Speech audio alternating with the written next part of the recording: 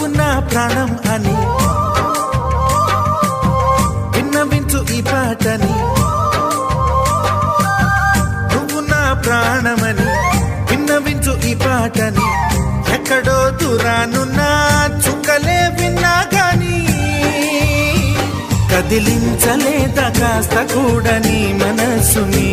పరదాలు దాటి ఒక్కసారి పలకరించవేమి. అందరినీ ఇలా వెంటపడి అడగాల సరదాగా నువ్వే ఎదురైతే సరిపోదా. నిద్రపోతున్న రాత్రి నడిగా